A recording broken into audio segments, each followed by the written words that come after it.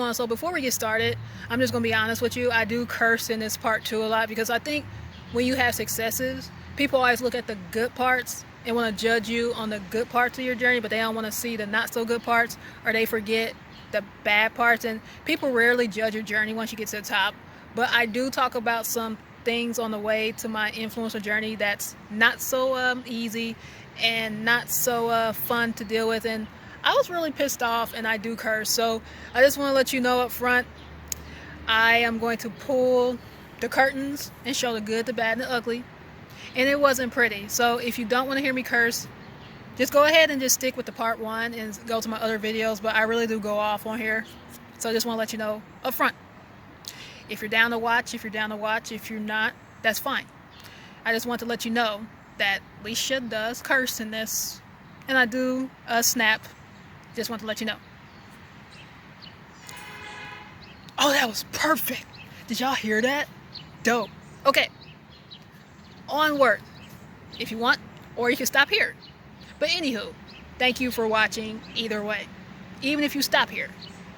Toodles. Hi, my name is Leisha, and if this is your first time visiting my channel, welcome. This is the unofficial part 2 of what it's really like to be a YouTube influencer, my tips, advice, and just things I've learned along the way. Oh, I do want to point something out. This is going to probably be a future video. I've been graying since the age of 20, and eventually I want to make it all gray, but I do want to get gray right in here so I have like a nice little streak. I want that really bad. So yeah, just random. Oh, and for this section, I'm going to go ahead and go off the top of my head for some of it. I got a few notes, but you literally see blank paper, blank paper, blank paper. So I'm gonna go off the top of my head. So let me talk about this part. You know, you can watch the first part first, this part first, wherever rocks your boat. Number 8, I will not deal with anything I don't have to. And I think part of being a YouTube influencer and just life in general, you start setting up boundaries of what you're gonna tolerate and what you're not gonna tolerate. So long story cut short,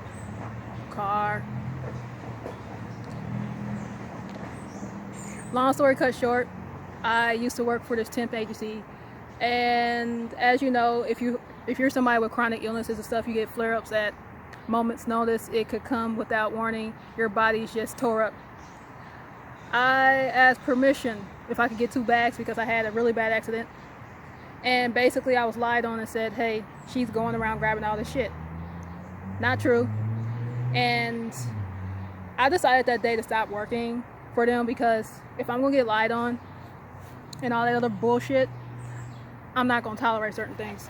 And they tell us in school, go to school, get good grades, exchange your time for money, right? I don't want to deal with the cutthroat, the rat race, and tolerating all kind of crazy shit just for a paycheck, just for work, and all that stuff growing up. You know, I wasn't sure if it was gonna get me where I need to be, but to keep having work experiences like that where rat race, people talking shit behind your back, people lying on you, I just one day said enough. I'm not gonna keep tolerating shit, just be taking it. And I do have options, and I want to say, if you're working right now and that's the only thing you have to do, you do what you gotta do. But for me, I'm like, And I read this one quote somewhere, it's like, I know I'm gonna mess this up, but what you tolerate is what you're gonna attract in your life. And I just walked away. I said, I'm not dealing with that. And I noticed once I started getting better at boundaries, cutting people who no longer resonate, cutting gossip, cutting toxicity out of my life, things got better. And once I did that, my YouTube grew. It was kind of like a sign from the universe saying, hey bitch, you did the right thing. You left them behind and you're going in the right direction. So that's like my honest thoughts on that. The one thing that they tell me about having chronic illnesses, and I know the chronic illness community out there, especially my doctors, you eliminate stressful people, places, and things. Everybody makes mistakes. I'm not perfect. And I've been known to give people lots of chances because, hey, shit happens. People have bad days. Everybody deserves a second chance. But there was something about how crazy that whole situation got, and I said, you know what? To believe the lies automatically without doing your due diligence and doing your research as a supervisor was really shitty.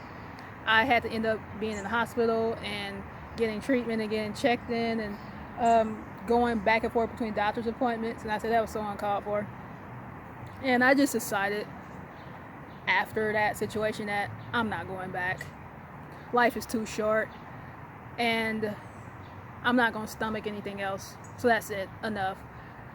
That was one of the few times where I cut somebody off the first time. And I don't do that often because, again, I've been told by friends you have the patience of a saint.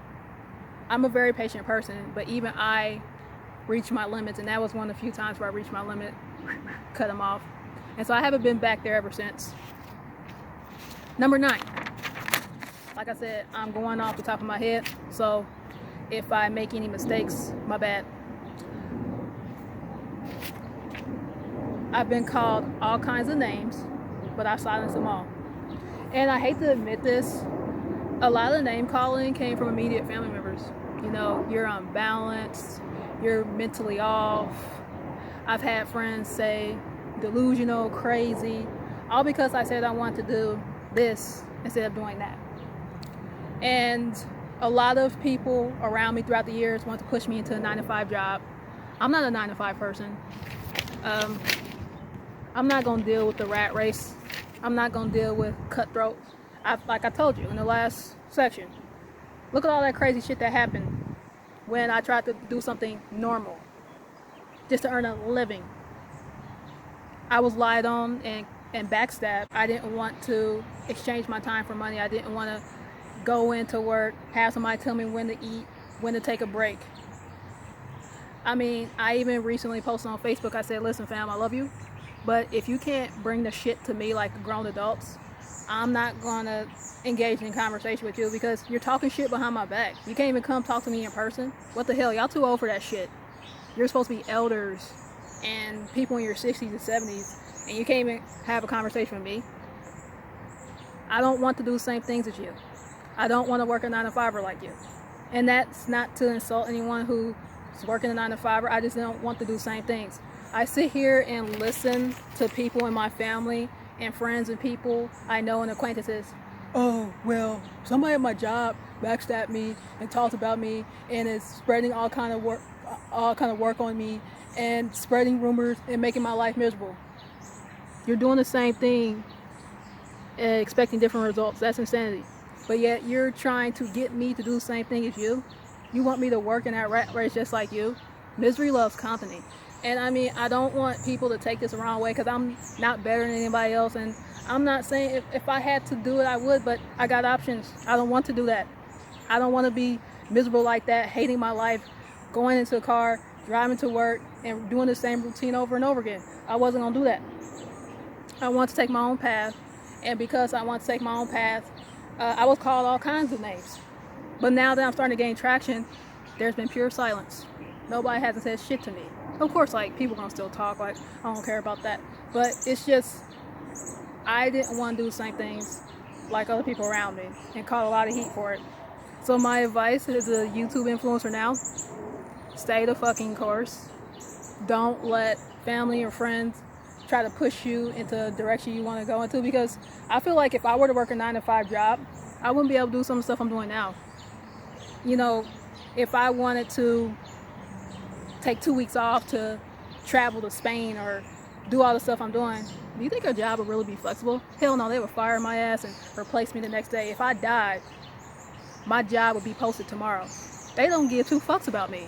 So that's just my thoughts. Like, I don't want to be like the people around me, and that has caught I've caught shit for it, but it's been worth it in the end, because just thank God I didn't listen to what they were telling me to do. So number 9, just another thought that can go along with number 9, and I think this is probably an outtake, but it's something that I have on my mind, so I'm gonna add it in, and it's kind of going a little bit away from the YouTube influencer thing, but sort of I'm gonna tie it in. I have a lot of baby boomers as friends, and ran this by them. And one of the things they've always said to me is, you know, millennials are spoiled, rotten, entitled. We did things in our generation to make things easier for you all. We learned to just be tough and roll with it. And if something like that happened to me at my job, I would just go back the next day and act like nothing happened. And while I respect the baby boomers and what a lot of them are saying, here's what I'm saying. I'm literally not going to deal with shit that I don't have to. And the person who so-called told the lie was supposed to be a friend. You know, why the fuck are you going to spread that shit to a supervisor? You know, and I got really pissed off because you have to understand, I was dealing with health issues, flare-up, chronic illnesses, up in the hospital looking like a piece of shit, and then getting a slew of phone calls and having the supervisor think I'm stealing shit when it was actually given to me and I got permission for it. So I was not a very happy person, and I'm not gonna lie to you, when I have a flare-up, I'm not the best person to be around. I was a hot fucking mess, and I'm not gonna lie. And I just did not appreciate that. And so what it boils down to is, what are you gonna tolerate off people? And what are you gonna keep dealing with? Are you gonna keep dealing with stuff because, oh, we're supposed to be toughing it out and this is just a part of life?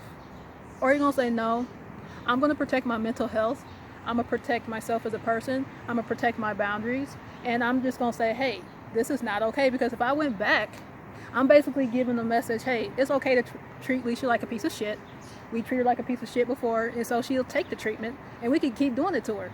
So me walking away is respecting myself. And people keep telling me, oh, Leisha, you're such a nice person. But then when I show them my other side, show them that I will walk away, show them that, hey, you're not going to take me for granted, people get really surprised. So that's just a thought that I wanted to add in there, because I really felt like that wasn't cool. And then what I'm doing now, I'm earning money in my sleep. And yeah, could I stand some improvement? Absolutely. Could I stand more income streams? You bet. So what's it gonna be? Earning money in your sleep and you don't have to deal with that shit, and dealing with somebody lying to you, lying behind your back, backstabbing you, or dealing with people lying on you, stabbing you in the back, talking shit, or dealing with getting money in your sleep. You don't have to deal with it at all. You don't have to deal with the rat race at all. So it's obvious the decision I made. I'm going to stick with this influencer thing for a little bit and work it and add more income streams and learn what I can learn and improve. You know, screw the craziness. Okay, so let's move on to number 10, because if I keep talking about it, I'm going to get pissed off, because that whole situation really pissed me off and it did not make me happy. I was not a happy person. I was fuming.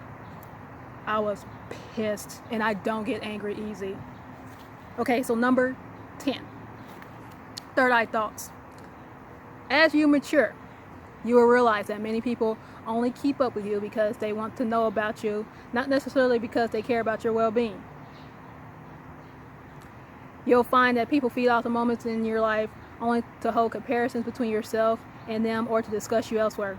Keep yourself to you. Keep your circle small. Be selective about who you other and how much of it you do.